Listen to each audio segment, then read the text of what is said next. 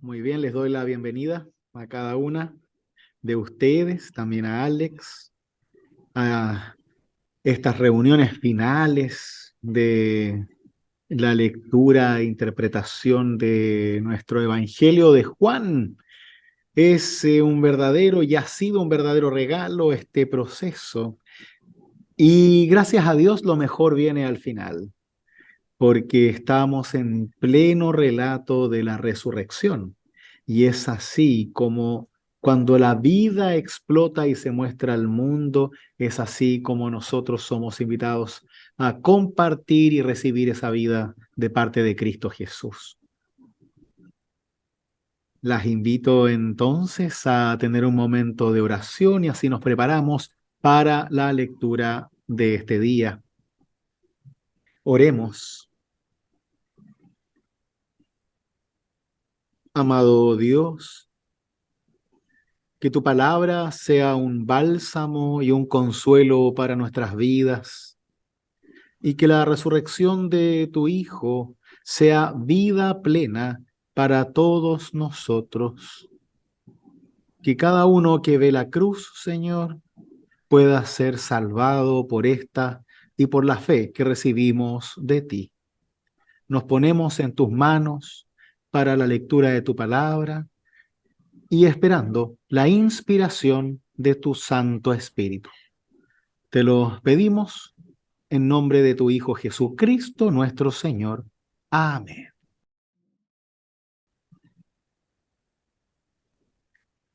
Nos quedamos con este precioso, maravilloso, lleno de sentido, relato de ese encuentro de Jesús con María Magdalena.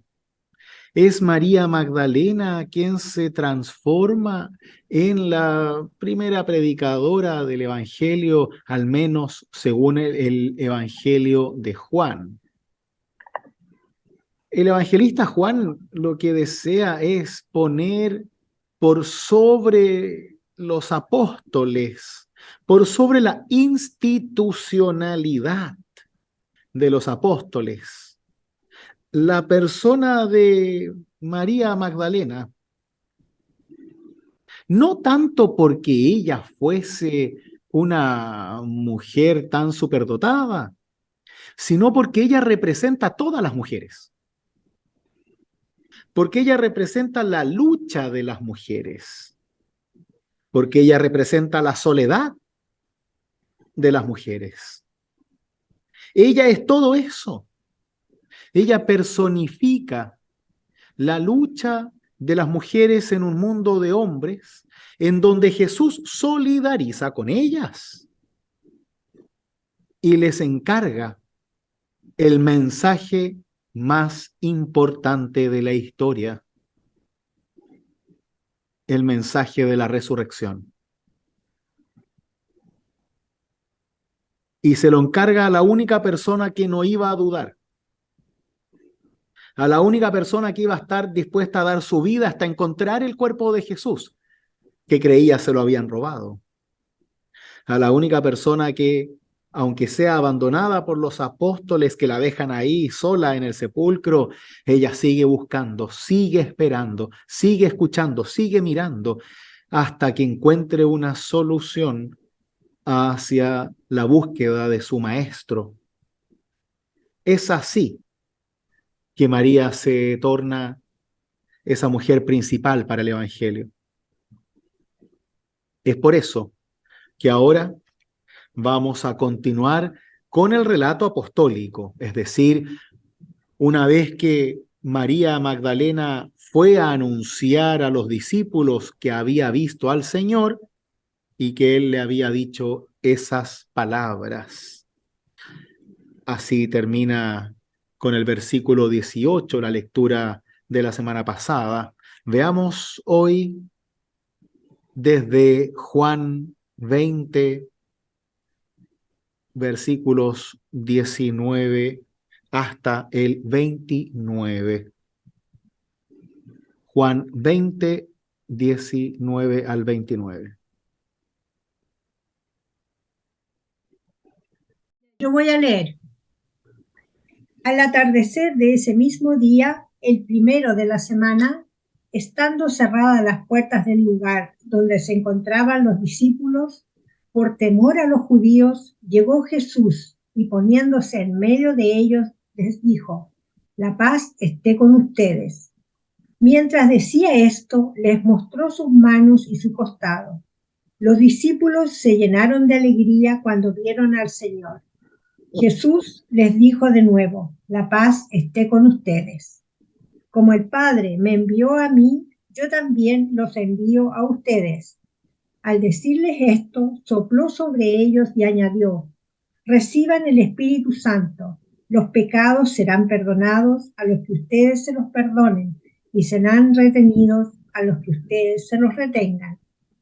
Tomás, uno de los 12, de sobrenombre el mellizo, no estaba con ellos cuando llegó Jesús. Los otros discípulos le dijeron: Hemos visto al Señor. Él les respondió: Si no veo la marca de los clavos en sus manos, si no pongo el dedo en el lugar de los clavos y la mano en su costado, no lo creeré. 8 días más tarde, estaban de nuevo los discípulos reunidos en la casa y estando con ellos Tomás. Entonces apareció Jesús. Estando cerradas las puertas, se puso en medio de ellos y les dijo: La paz esté con ustedes. Luego dijo a Tomás: Trae aquí tu dedo, aquí están mis manos. Acerca tu mano, métela en mi costado. En adelante no seas incrédulo, sino hombre de fe. Tomás respondió: Señor mío y Dios mío. Jesús le dijo: Ahora crees porque me has visto. Felices los que creen sin haber visto.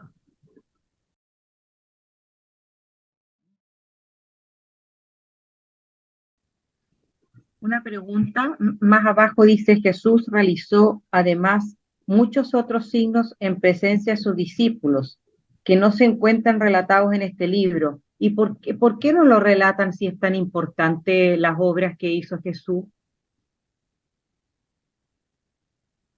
Dice la Biblia que si se narraran todos los hechos que Jesús hizo, no cabrían en la tierra, sería demasiado. Esto la Biblia con lo que tiene escrito basta. Sí, eso pienso yo que es irrelevante que nombrara tanto. Ya, Todos los ejemplos que tenemos, dos partes nos sobran en realidad, que fueron muchos días maravillosos, ya, creo yo. ya, gracias. Ujú. Jesús deja a María Magdalena y María Magdalena cumple con lo que se le ha encomendado, que es precisamente ir a avisar a los discípulos. No aparece eso dentro del texto. Los discípulos desde el versículo 19 tienden a parecer que ya lo saben, que ya están al tanto de la situación. Como que quizás lo que vio el discípulo amado y Pedro alcanzó. Sale que fue, pero no sale cómo fue ese encuentro. Como en general el relato de las mujeres no era tan relevante en ese entonces, usualmente no aparece la predicación de las mujeres, a eso voy. Aparece la predicación de Pedro, de Pablo, no aparece la predicación de las mujeres. Por eso no nos queda otra que imaginarnos a María Magdalena luchando contra los apóstoles para que le crean sobre su encuentro con Jesús. De alguna manera u otra, estos discípulos terminan creyendo, siempre a medias, pero creyendo.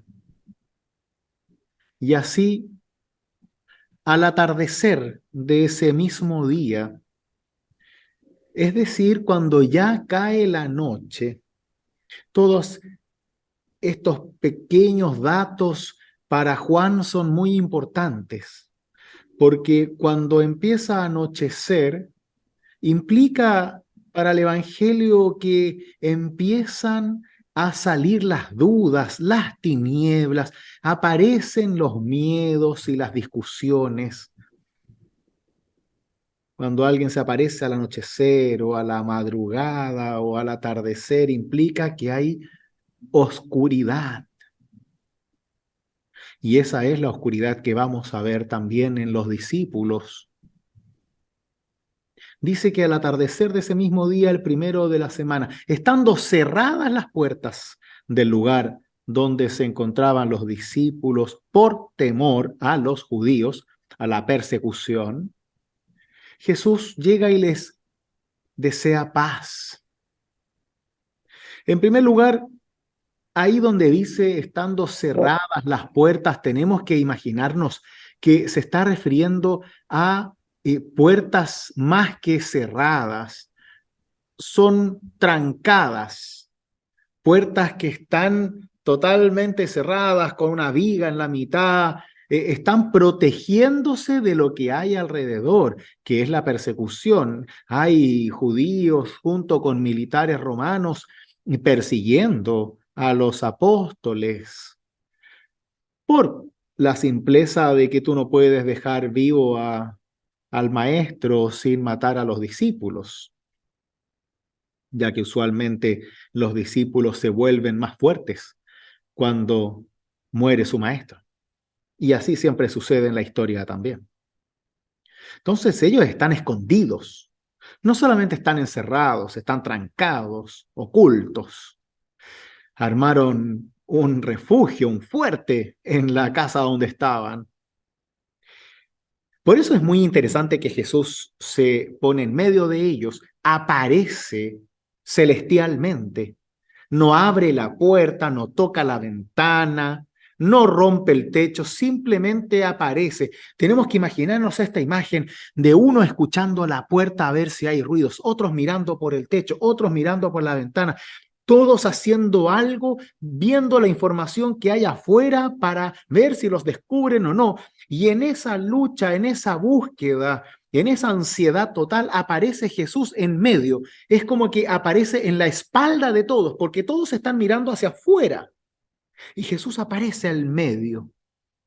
Cada uno de ellos debe hacer el ejercicio de voltearse, de dejar de buscar, dejar de temer y ver al medio, a lo imposible, al único lugar donde nadie podía llegar porque estaban totalmente resguardados. Aparece Jesús en medio de ellos. Y no solamente aparece, sino que les desea la paz. Recordemos siempre que este término paz para nosotros es casi como tener un buen día, pero para el judío antiguo, la paz es realmente lo mejor que uno le puede desear a otra persona. Es una paz integral para toda tu vida. No es la antiguerra, es que realmente tu vida tenga armonía, alegría y puedas vivirla con Dios, porque la paz siempre viene de Dios. Ese deseo de paz voltea los rostros, los cuerpos y las vidas de los discípulos, quienes se llenaron de alegría cuando vieron al Señor. A diferencia de María, que no lo reconoce enseguida, aquí los discípulos, al parecer, lo reconocen, quizás porque le muestra el costado y las llagas de las manos. O quizás solo esperaban que algo sucediera y al ver que alguien hace lo imposible, es estar ahí en el centro de la habitación de la casa, solo podía haberlo hecho Jesús.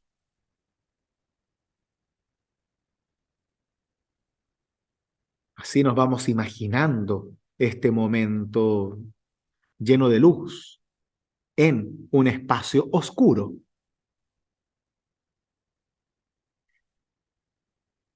Desde ese sentimiento de recepción de alegría y paz en Dios, Jesús reitera su deseo de paz. La paz esté con ustedes. Y no se queda ahí. Dice, como el Padre me envió a mí, yo también los envío a ustedes. Y más aún, al decir esto, sopló sobre ellos y dijo, reciban al Espíritu Santo. ¿Para qué vamos a recibir el Espíritu Santo? Porque los pecados serán perdonados a los que ustedes se los perdonen y retenidos a los que ustedes se los retengan.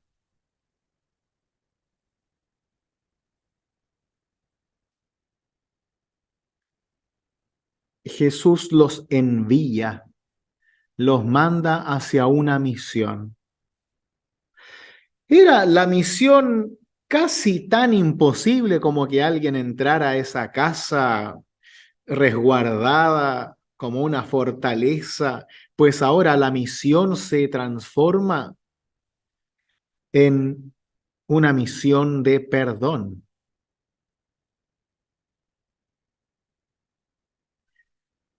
En una misión de perdón justo después que asesinaron de la forma más cruel posible y conocida, la más humillante y dolorosa que se podía realizar a su maestro. Desde ese contexto de dolor, impotencia, injusticia, rabia, rencor, Jesús los envía a perdonar. Es una revolución emocional. Es perdonar lo imperdonable. Y lo peor de todo es que Jesús no solo los manda a perdonar, pone la condición del perdón de ellos por sobre el perdón a otros. Y les dice esta cosa muy, muy dura, de que solo serán perdonados los pecados de aquellos que ustedes perdonen. O sea que si los apóstoles no perdonan a los judíos, si no perdonan a los romanos, no pasa nada. El evangelio deja de salvar, porque son esos judíos y esos romanos los primeros destinatarios de la predicación. ¿Ustedes creen que los apóstoles tenían ganas de predicarle a los que gritaban, crucifícalo, crucifícalo? ¿Creen que tenían ganas de predicarle a esos romanos imperialistas, asesinos, dictadores, que tenían a todo el mundo empobrecido para que ellos vivieran en una ciudad celestial llamada Roma? No, no. Los apóstoles iban a elegir con pinzas para ver quién merecía la palabra de Dios. Porque todos estos desgraciados, traicioneros, asesinos, infieles, no son herederos de la salvación de Dios.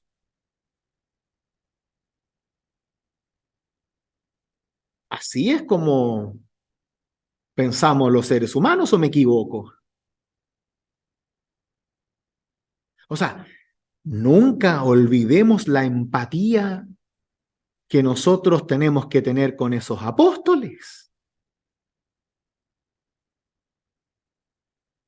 Crucificaron a Jesús y los perseguían a ellos, cuando Jesús no era ningún narcotraficante, ¿no? Por último, uno podrá decir, ya, bueno, nos pillaron, ¿Pero qué? ¿Los pillaron haciendo milagros? ¿Los pillaron sanando gente? ¿Los pillaron dando de comer? O sea, el nivel de injusticia es algo ya que supera toda capacidad de comprensión. Y Jesús contrasta todo eso con un envío a perdonar.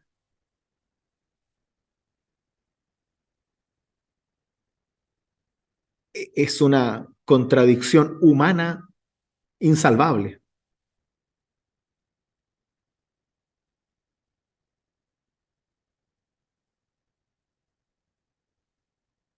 En pocas palabras, te envían a perdonar a quien tú no puedes perdonar, a quien no quieres perdonar.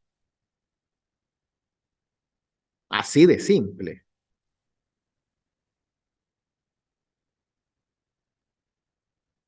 Y Jesús pone la salvación en sus manos. Y claro, está en sus manos porque ellos son los encargados, serán los encargados de predicar la palabra de Dios. Pero Jesús les deja muy en claro, les trata de dejar en claro que la única forma que puedan predicar la palabra es estando limpios de corazón. Porque si van a predicar con odio, si van a predicar con rencor, entonces su predicación se va a tratar de ellos mismos y no de Cristo Jesús. Y ahí perdemos todos. Cuando hacemos de la predicación un ejemplo personal solamente, obviamente que a veces se dan ejemplos, si hacemos de la predicación una réplica de mis frustraciones y rencores históricos, no voy a predicar el amor de Dios, voy a predicar la frustración, las rivalidades y los rencores humanos, embellecidos por el amor de Dios, maquillados solamente. Pero lo que estoy buscando no es que las personas conozcan a Cristo, no, es que sientan empatía conmigo, con mi dolor, con mi experiencia, con mi miedo. Y no, eso no puede suceder. No significa que tu vida no importe, no significa que tú no necesites acompañamiento, no, no. Significa que cuando predicamos la palabra de Dios, predicamos la palabra de Dios y no tus propias experiencias. Hay otros espacios para predicar tus experiencias, tu vida, tu pasión, tus lágrimas, tus victorias y tus derrotas.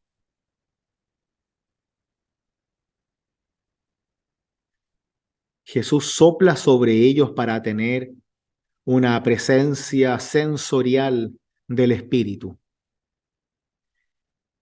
Ese soplo se escucha, se siente, se huele, porque el Espíritu Santo en griego tiene la palabra pneuma. De ahí viene el término, por ejemplo, neumático. Pneuma es el aire. El neumático es lo que está lleno de aire. Ese pneuma griego es la adaptación del ruaj hebreo, que es el soplo de Dios, el Espíritu de Dios. Ruaj, que es un soplo, un suspiro, es el soplo de vida de la humanidad en el relato del Génesis.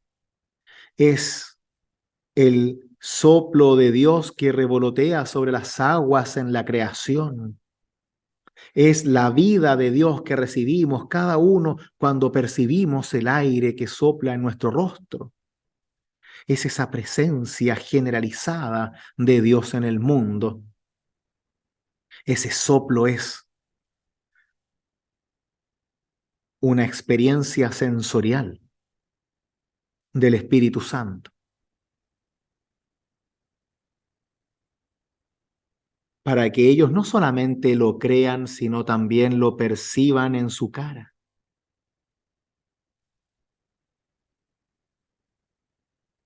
Sopla sobre ellos, siguiendo también con una antigua tradición de envío y bendición. Cuando una persona en la comunidad se retiraba a ejercer una misión importante o simplemente un viaje, aquel que lo despedía soplaba sobre su rostro como una señal de envío en el Espíritu. Es como decir, Dios vaya contigo. Y tú lo percibes en tu rostro y vas y continúas tu camino con el soplo de Dios en ti, que te empuja, te guía, te fortalece, te recuerda la presencia de Dios.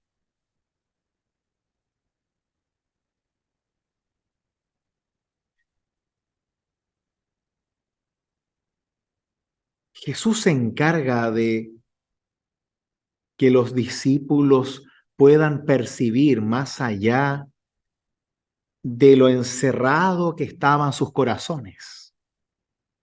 Con ese soplo, con ese envío, con ese deseo de paz. Busca romper ese ciclo de violencia, de frustración radical, holística en su vida, para que puedan ser capaces y aptos de predicar la palabra de Dios.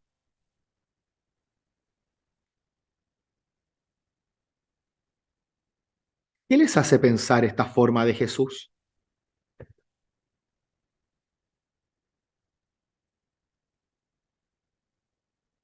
No deja de ser fuerte si es que nos ponemos en ese lugar, en ese espacio, si nos imaginamos, por un lado, la alegría de ver a Jesús dentro de un corazón acongojado y triste. Y al momento de la alegría, esa alegría se transforma en algo muy difícil de comprender y casi imposible de cumplir, que quizás nos produce tristeza y separación de nuevo, porque yo no quiero perdonar. Yo me imagino cómo seguía el resto ahí si es que hubiesen 5 versículos más entre el 23 y el 24. Ya escucho a Pedro diciendo, ¿pero cómo? ¿Es una broma? No, Señor, tenemos que venir y matarlos a todos. Nada de perdón. Mira lo que te hicieron. Vamos y matémoslos a todos. Y después predicamos el Evangelio. Primero, hacemos justicia. Y el resto diciendo, sí, vamos. Como cuando Jesús decide entrar a Jerusalén y dicen todos, súper ahí, con el pecho prendido, vamos a Jerusalén, sí, vamos a morir contigo. Y después empiezan a echar para atrás de a uno.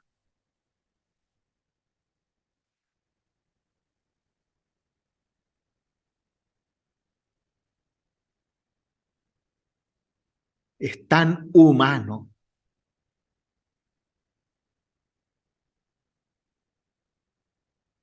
Es tan humano que es como si nosotros mismos estuviéramos ahí. Queriendo algo y no pudiendo. ¿Nunca les ha pasado que a veces en alguna lectura de la palabra, en algún sermón, la misma palabra de Dios les causa rechazo, repudio, y es como, no, es demasiado, esto no se puede, esto es para las monjitas nomás.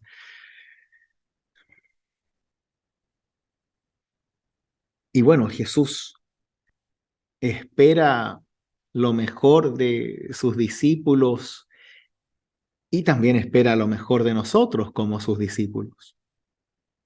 Esto no es solo para los apóstoles, también es para todos nosotros. Ese envío, esa paz, ese perdón.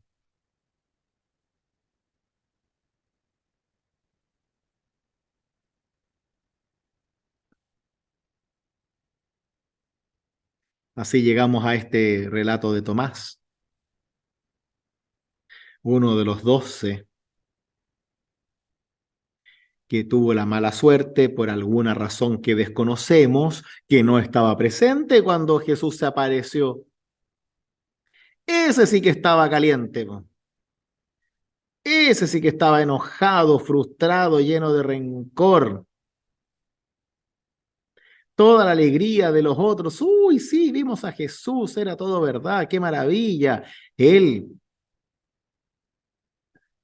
cerrado en sí mismo, quiere ver lo que ellos vieron, quiere sentir lo que ellos sintieron, quiere escuchar lo que ellos escucharon. Que es también muchas veces lo que nos pasa a nosotros cuando escuchamos los relatos de discípulos o discípulas de Jesús y nos preguntamos, bueno, ¿cómo será? ¿Cómo habrá sido? Qué maravilloso haber estado ahí, haber sido testigos de milagros, de predicaciones, ver a Jesús caminando sobre el agua, haciendo milagros. Pero no podemos, al igual que Tomás. Tomás es tan humano como el resto, también quiere ver, también quiere sentir, también quiere escuchar y no quiere conformarse con la predicación de sus hermanos. No le basta. Y ahí tenemos uno de los grandes problemas de la predicación.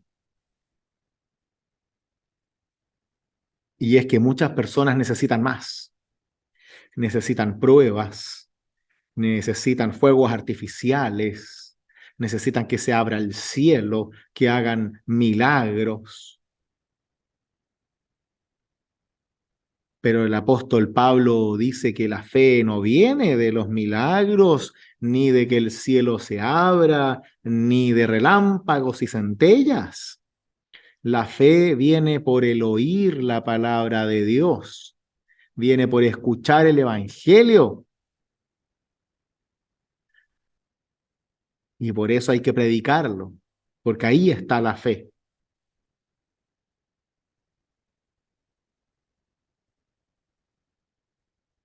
Ocho días más tarde, más de una semana después, lo hizo sufrir Jesús a Tomás. Quizás justo cuando Tomás ya estaba entregado, quizás cuando dejó de pelear, cuando se le quitó el enojo, vuelve Jesús, ellos una vez más escondidos, con las puertas trancadas, y les dice, la paz esté con ustedes. Y ahora se dirige directamente a Tomás y dice, bueno, trae tu dedo, ponlo aquí, velo, huele mi sangre, métela en mi costado. No seas incrédulo, sino un hombre de fe. Señor mío y Dios mío, responde Tomás. Una exclamación de confesión.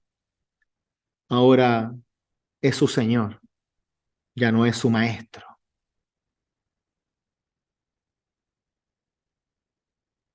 Y aquí llegamos al meollo de la predicación y la problemática de los primeros cristianos. Creer sin ver.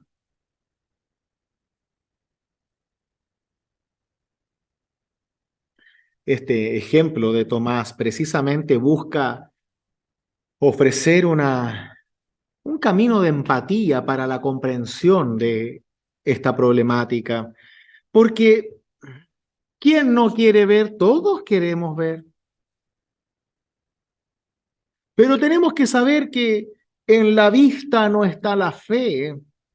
En el ver el milagro no está la fe. La fe está en creer precisamente. Y eso es una experiencia que cada uno debe tener en su vida y practicarla cada día para no depender de la vista. Lo mismo sucede con aquellas personas que buscan controlar cada espacio e historia de la Biblia, llenándola con datos arqueológicos, ovnis, lo que sea para comprobar que el relato bíblico es verdad. Entonces hay científicos cristianos que dedican su vida a comprobar que Dios sí construyó la creación en 7 días y calculan de qué manera fueron esos 7 días. Hace tiempo atrás encontraron unas langostas petrificadas en una cueva y automáticamente, ¿qué es lo que se dice? Mira, son las langostas de la plaga de Dios en Egipto para rescatar a su pueblo de la esclavitud. Luego se comprueba que el Mar Rojo a veces baja. Entonces dicen, entonces justo lo que pasó para que el pueblo de Israel cruzara el Mar Rojo por mano de Moisés, que justo los planetas se alinearon justo ese día e hizo que el pueblo pudiera cruzar y no ahogarse. Y después de que Jesús en realidad justo caminó por el agua sobre unas piedritas que no se veían. Y así, explicaciones para todo, cuando en realidad todo eso es antife. Es peligroso, porque eso va a significar que solo voy a creer en cosas comprobables científicamente. Y la fe se trata exactamente de lo contrario. La fe no lucha contra la ciencia, para nada, trabajamos juntos. Pero la ciencia no me va a explicar algo que se explica desde la fe. La ciencia no me va a explicar cómo funciona la resurrección. La ciencia no me va a explicar el nacimiento virginal de Jesús en la Virgen María. La ciencia no me va a explicar cómo Dios realiza su creación. Quizás me genera hipótesis que me ayudan a comprender, pero no me explican la obra de Dios. Solo desmenuzan partes. Y eso lo debo tener muy en cuenta. No hay que desechar para nada los argumentos científicos, mientras esos argumentos sirvan para la fe. La arqueología bíblica es muy importante, porque así podemos ver las cuevas donde se escondían los cristianos, podemos comprender cómo era la geografía de la época, el clima, podemos recibir textos antiguos y entender mucho más sobre la cultura. Miles de cosas podemos comprender gracias a la arqueología bíblica, por supuesto que sí, y eso va a continuar. Pero la arqueología bíblica no me enseña a creer, solo me da contexto para creer. Cuando hacemos de todos estos elementos científicos un fundamento de fe, es porque hemos perdido la fe para creer en la ciencia como una religión. Y eso no sirve.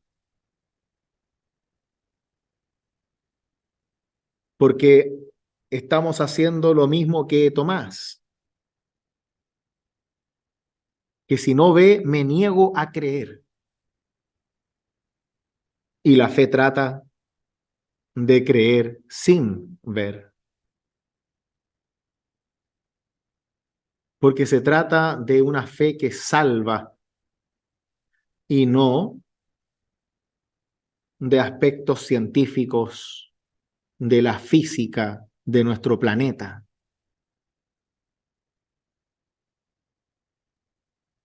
¿Se entiende?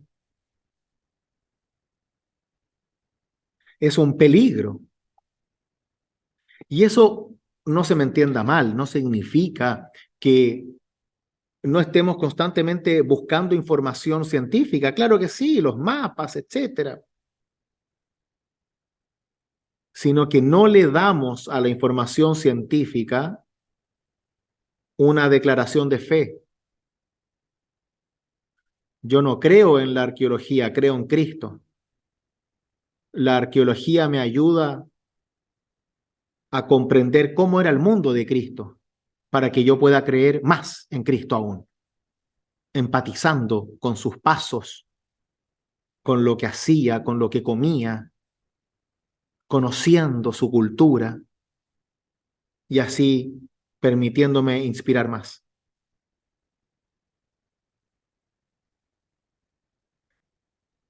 Hay una carta en la Biblia que se llama la carta a los Hebreos, que en su capítulo 11 y versículo 1 explica la fe.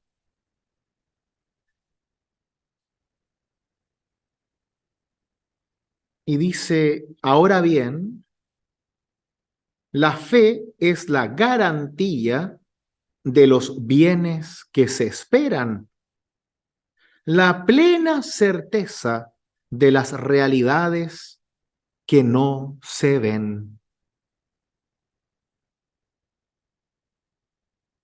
Por la fe comprendemos que la palabra de Dios formó el mundo, de manera que lo visible proviene de lo invisible. La fe es la garantía de lo que se espera, de la esperanza, es la certeza en la esperanza. La fe es la plena certeza de la realidad que no se ve, de aquello que yo no veo, pero que estoy seguro de que está. Ahí está la fe. Y por eso es fe y no otra cosa. Porque la fe implica siempre la confianza. Y esa confianza se une a Dios para darme una vida mejor. Porque yo no creo para ser parte de un club. Creo porque me hace bien entender que Dios está conmigo. Me ayuda, me recoge, me corrige, me salva. Y eso es lo que yo creo. Sin ver milagros, pero entendiendo que el primer milagro soy yo mismo.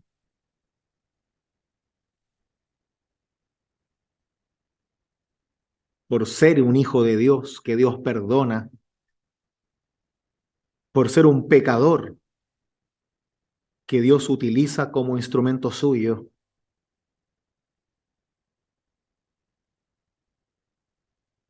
Eso ya es un milagro que me hace creer. Y no necesito ver a Cristo en la cruz para eso, porque tengo la cruz de Cristo en el corazón. No la veo afuera, la veo adentro de mí. Y ese es el ejercicio cotidiano que debemos realizar para que no necesitemos pruebas. Porque al momento en que pedimos pruebas a Dios, ya dejamos de creer en Dios. Para creernos casi superiores a Él, para exigirle cosas.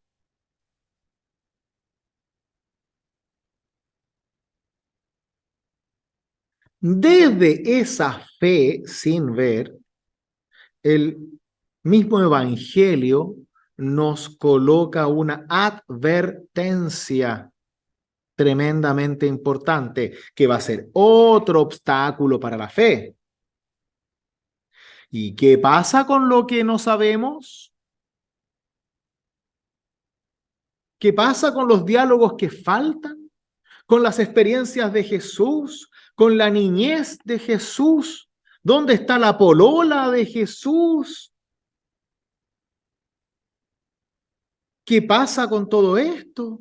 Me falta toda la historia. ¿Quién se casó con quién?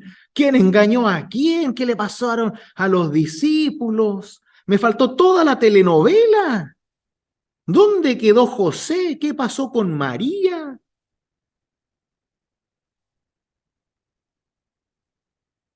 No está.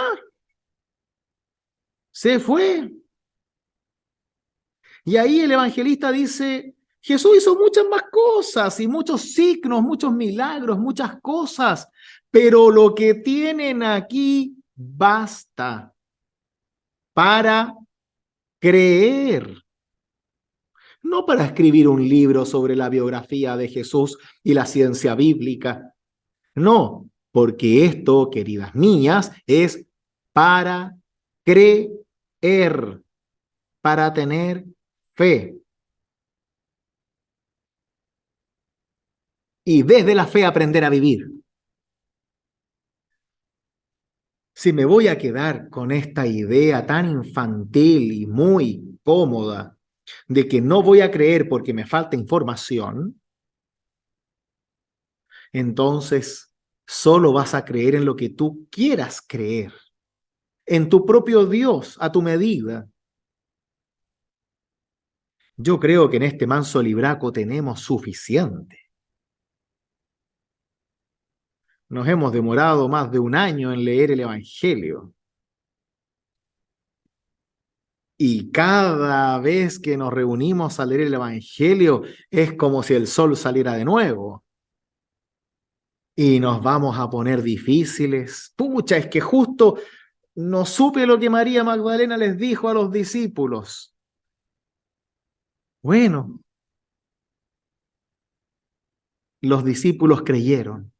Eso es lo importante. María Magdalena cumplió con su trabajo y ellos a la larga también tuvieron que cumplir con el suyo. Les costó, pero lo hicieron.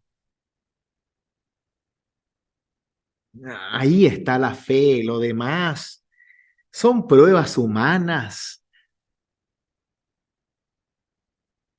como cuando uno era niño y le pedía a los papás que le hicieran pruebas de amor. Si me quieres, entonces cómprame tal cosa.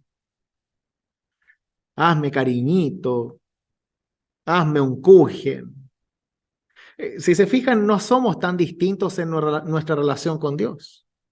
Si me quieres, entonces tengo que sanar.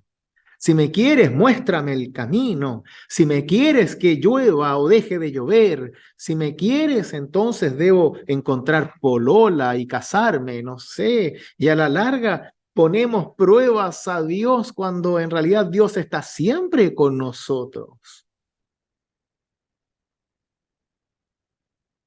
Pero no para cabros malcriados.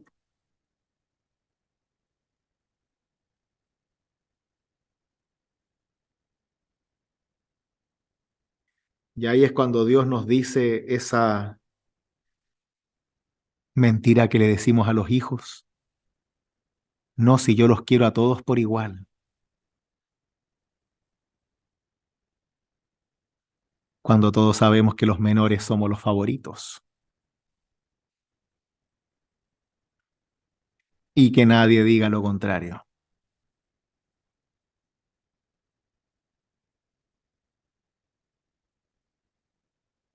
Precisamente eso que es un chiste nos ayuda a comprender. Nos sentimos poco queridos, poco aceptados, cuando en realidad es justo al revés. Y Dios es todo aquello que nuestros padres no son. Dios es aquello que no tenemos, que no podemos superar. Dios es esa alegría, Dios es esa paz que tanto nos falta. Dios es esa esperanza que perdemos. Dios es todo eso. No busquemos pruebas, creámoslo y vivámoslo. Practiquémoslo. Porque si no, Dios deja de ser para nosotros. Sigue siendo. Pero para ti deja de serlo porque ya no lo crees. Prefieres creer en otra cosa, en algo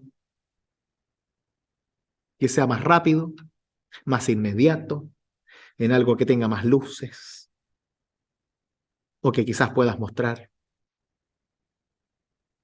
Cuando Dios sigue estando ahí, abrazándote cada día. ¿Ven cómo toda la experiencia del Evangelio conduce a una experiencia de fe? Real, vívida. No en el cielo y las estrellas, no aquí en la vida real. Y por eso las experiencias de Jesús, los discípulos, las discípulas buscan para nosotros en el texto bíblico la fe. Y todo lo que aparece en la Biblia es para que podamos tener fe en Cristo. Y desde esa fe en Cristo, sentirnos vivos, seguros, maravillados, completos, en paz con Dios. Y así poder levantarnos todos los días en la mañana y decir, Señor mío, Dios mío, gracias. Y acostarnos cada día diciendo, Señor mío y Dios mío, gracias. Porque te siento en el corazón, te siento en mi vida, te siento cuando caigo y te siento cuando me levanto, te siento cuando estoy pecando y te siento cuando estoy corrigiéndome. Te siento siempre. Y esa es la prueba de que es verdad, porque está. Y vaya que está. Porque estamos más vivos que nunca.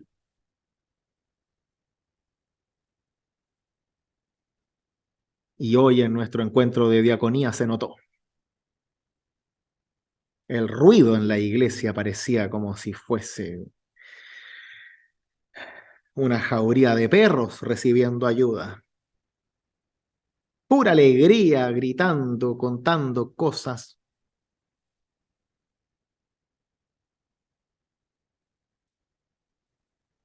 Y eso es la verdad de fe. Eso es cuando la fe se hace más real que nunca. De hecho, la chica esta que hizo la rifa volvió antes de que yo me fuera para mostrarme los remedios que compró y pasarme la boleta para que nosotros supiéramos que lo había hecho y que estaba tan agradecida. Y Araceli lloraba, se puso a llorar conmigo ahí y me decía, gracias, gracias. Porque yo entré a la iglesia con miedo y con vergüenza por pedir que la colaboráramos con la rifa y salí llena de esperanza. Y me sobró, dijo. Porque justo una persona le compró ahí la cosa en la farmacia y se ahorró 10 lucas con la ISAPRE, no sé qué cosa. Y me quedó grabado eso, me fui con esperanza. Llegué con el atado de nervios y me fui con esperanza. Ella es una María Magdalena para mi gusto, Ujú. porque siempre está ahí, ayuda, ayuda. Tú no sabes a cuánta gente ha ayudado a esa niña. Sí. Y qué mejor que poder vivir la fe con ella también. Y eso es lo real. Ahí yo veo fe en nosotros. porque la fe, como dice Santiago, se ve con tus obras y tus obras muestran tu fe.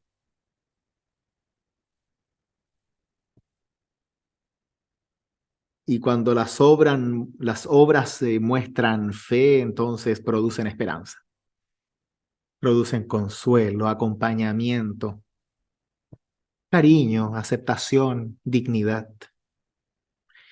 Y eso es lo que tratamos de aprender cada día para hacerlo mejor. Y es algo hermoso. Una a veces cree que es poquito y no, con esto se transforman vidas. Y entre todos lo hacemos. Y ustedes más que yo, que hacen toda la pega. Yo recibo los abrazos nomás.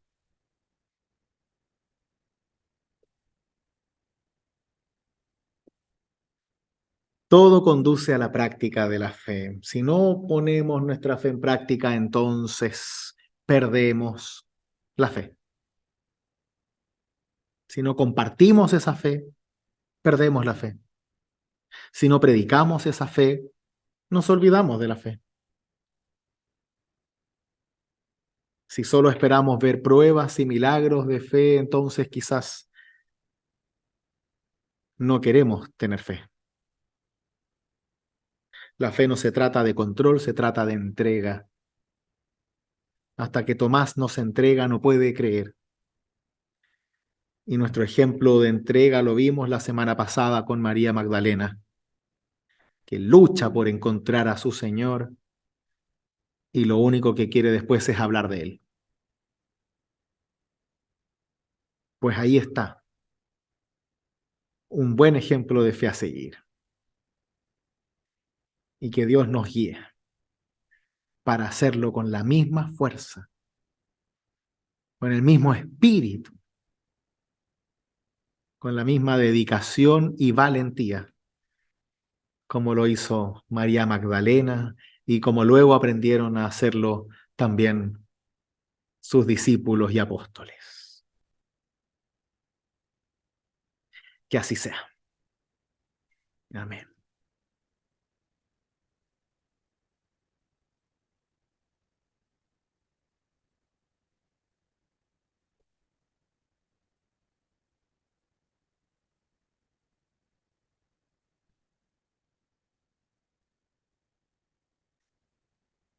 ¿Qué les parece esta realidad?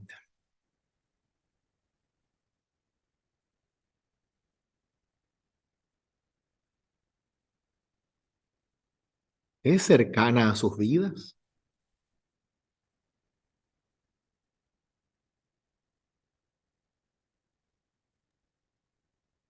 Por lo menos yo encuentro que sí, es cercano a mi vida, absolutamente. Soy hincha, pero furibunda del Señor. Lo siento en mí, siempre te lo he dicho que lo siento en mí. Es tan bueno eso.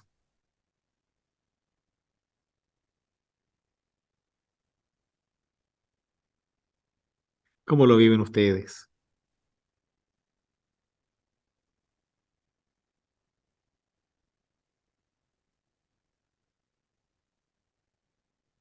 No tiene que ser perfecto, tiene que ser. Sí,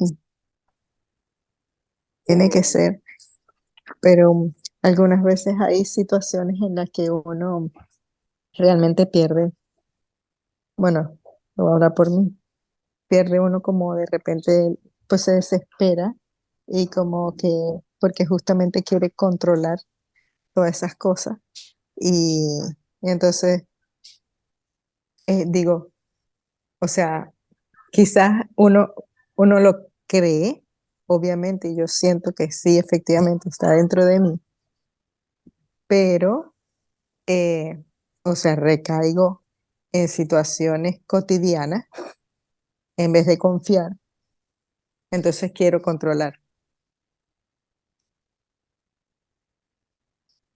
¿Ya lo sabes? Sí, Maravilloso.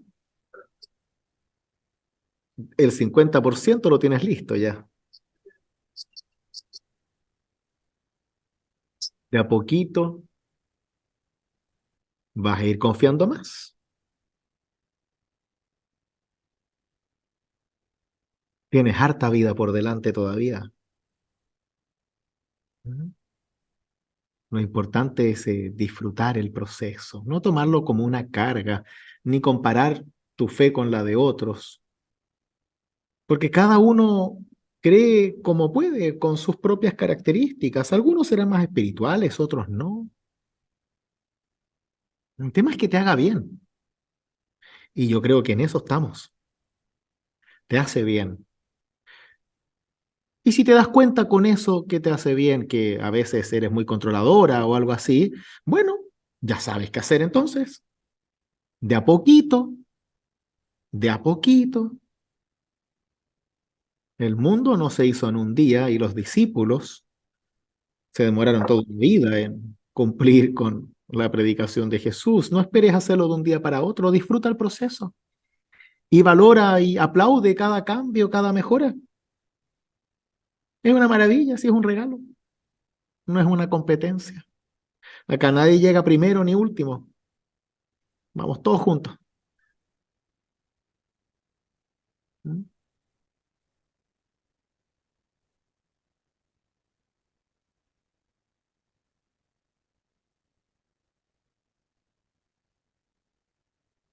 ¿Ibas a decir algo, Renate?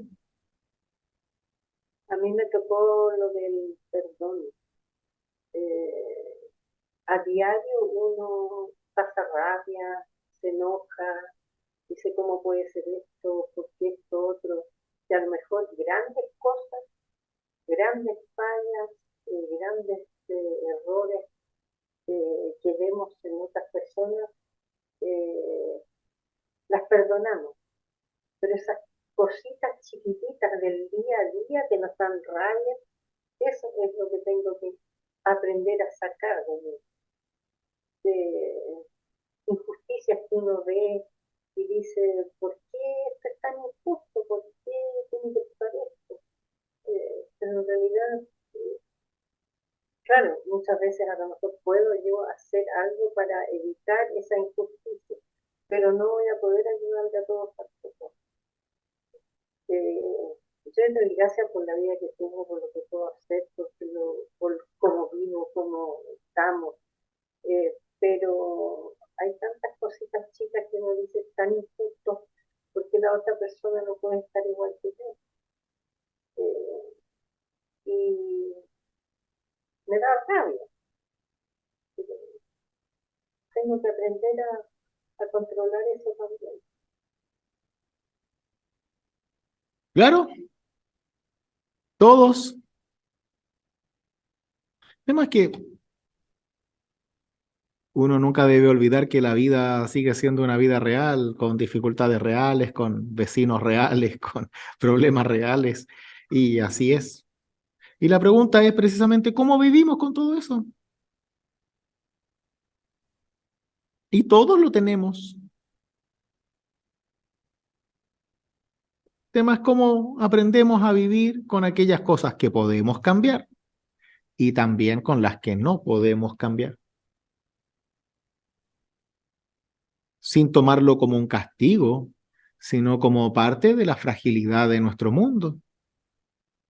Y cómo en Dios vamos fortaleciéndonos para que eso no nos haga tanto daño y podamos sacarlo de lo mejor de nosotros para no ser violentos, para no devolver mal por mal y muchas veces para no tomarnos las cosas demasiado personales, que te duelan menos, porque gente idiota va a existir siempre. A veces somos nosotros mismos. Y es todo un desafío, que yo creo que es un desafío hermoso también, porque cuando uno lo logra y logra no llenarse de rencor, uno vive mejor, vive feliz. Y eso es realmente Algo maravilloso. Cuando ya no te importa que te traicionen,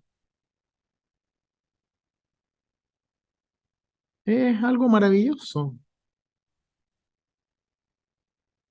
Porque puedes vivir sin estar esperando constantemente que se cumpla tu voluntad.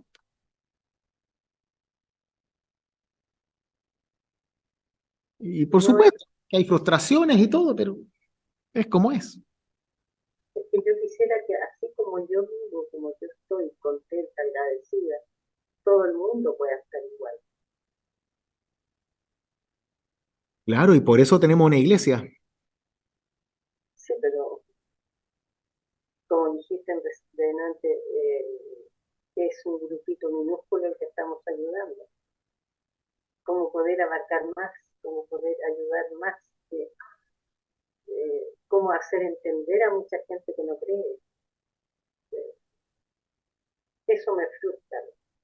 Predicando, predicando, predicando, predicando, y obrando, sirviendo, amando, perdonando. A todos nos gustaría cambiar el mundo con un chasquido de dedos, ¿no? Pero no se puede. Lo que sí no tenemos que hacer es cometer el error de pensar en que lo que hacemos es poco, porque estamos transformando vidas y estamos siendo una iglesia que muestra la parte buena de Dios que muchas otras no muestran.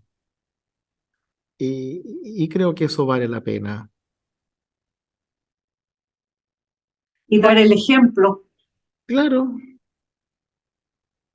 claro.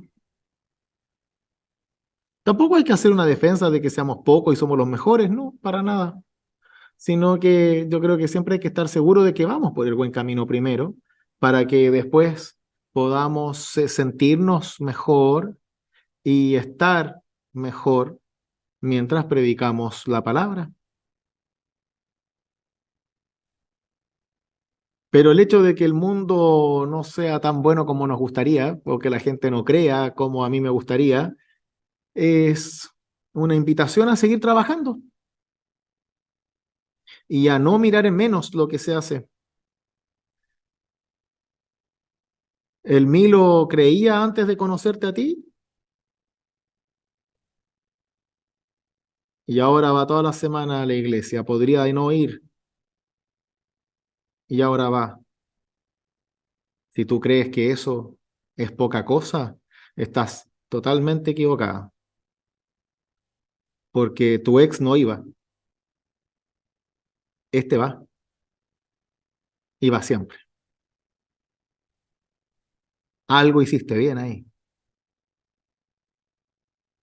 Y hay que dar gracias a Dios de que te puso las palabras correctas.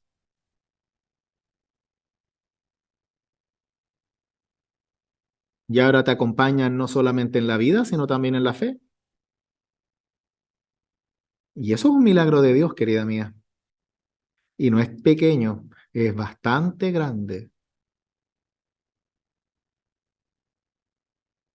Así que nada de bajonearse, todo lo contrario, hay que hinchar el pecho y decir, oye, lo estoy haciendo bien, lo estamos haciendo bien y tenemos que seguir.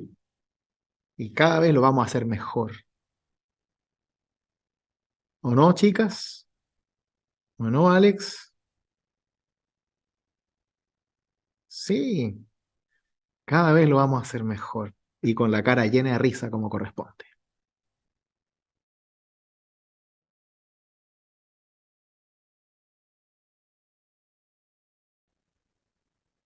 Si no hay más comentarios, vamos a proceder a la oración y así nos entregamos en las manos de Dios para poder entregar nuestras vidas a su cuidado, guía y salvación. Oremos.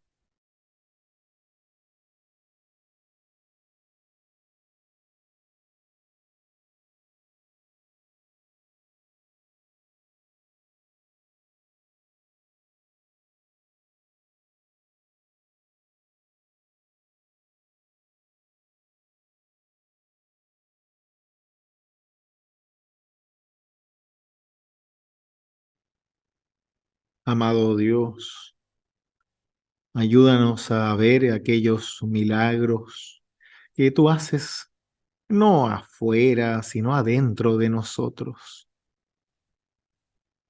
Cómo tú utilizas nuestras manos, nuestra voz, nuestras miradas, guías nuestros pasos para realizar tus milagros de fe,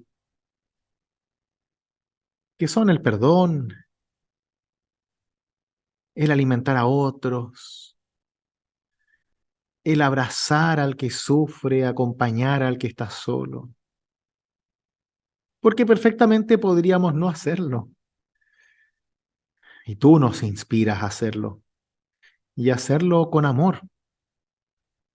No para ganar algo, sino para servir, siguiendo los pasos de tu Hijo Jesús. Te damos gracias porque hemos recibido el don de tu fe.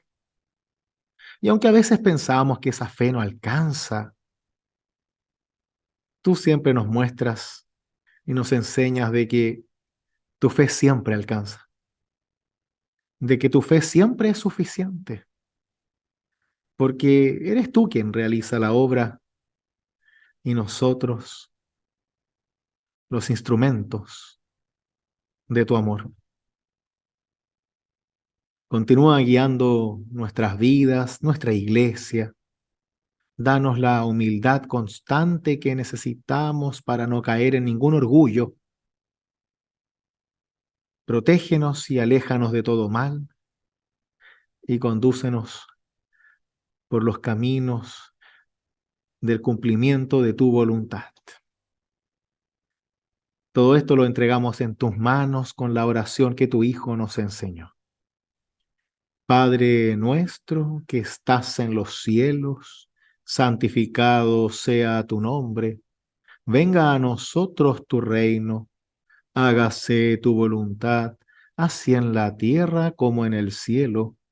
El pan nuestro de cada día, dánoslo hoy, y perdona nuestras deudas, así como nosotros perdonamos a nuestros deudores. Y no nos dejes caer en la tentación, mas líbranos del mal, porque tuyo es el reino, el poder y la gloria, por los siglos de los siglos. Amén. Que la bendición de Dios, que es Padre, Hijo y Espíritu Santo, los conserve en su fe ahora y siempre. Amén. Infinitas gracias y muy buen retorno a casa. Sí, Nos muchas vemos. gracias. Estupendo. Saludos a todos. Cuídense. Gracias, muchas gracias. Nos vemos el Saludos, sábado. unos Nos vemos Chao. el sábado. cariños. Chao. Que tengan una linda tarde. Porque Igualmente, a todos. Dale. Nos vemos. Chao, Chao, chao. chao. Chao.